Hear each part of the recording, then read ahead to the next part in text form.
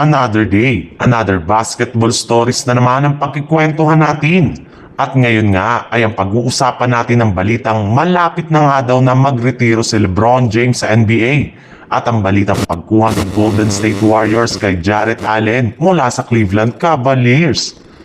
Sa kalagitnaan nga ng mga laro sa conference finals ng Eastern at Western Conference Playoffs ay bigla na lamang ang nag-trending ang pangalan ni LeBron James sa social media. Matapos ibalita ngayong araw na tuluyan na nga daw kung kukunin nito ang kanyang player option sa Los Angeles Lakers na magkakahalaga ng mahigit $52 million contract. At kasabay ng kanyang klaseng balita ay marami na nga sa kanyang mga haters ang nabigla gayong inakala nga nito na tuluyan na itong magre-retiro sa NBA matapos mabigo na naman ang Los Angeles Lakers sa playoffs ng Western Conference sa kabila ng pagkakaroon nila ng isang Luka Doncic. Pero ayon rin naman nga sa isang NBA insider, ang pagkuha na lang naman nga daw po ni LeBron James ng kanyang natitirang player option sa team ay nangangahulugan na nalalapit na ang pagtatapos ng karir nito sa NBA.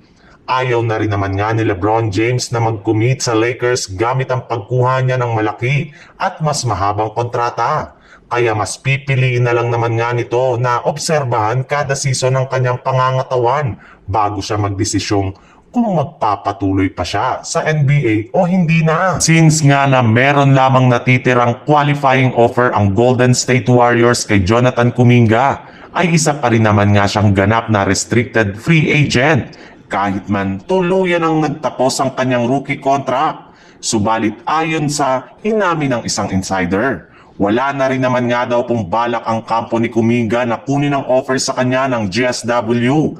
Kaya tuluyan na nga siyang magiging isang ganap na unrestricted free agent.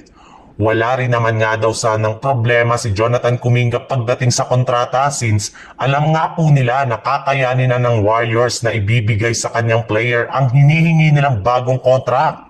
Ngunit sadyang nagkakaproblema lamang nga sila sa kasalukuyang role nito sa team.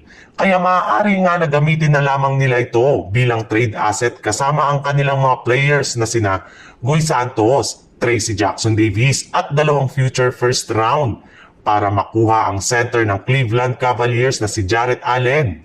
Nag-a-average rin naman nga sila Allen ngayong season ng 13.5 points at 9.7 rebounds per game sa kanyang 70.6% shooting sa field goal na napapakinabangan ng gusto ng Golden State Warriors.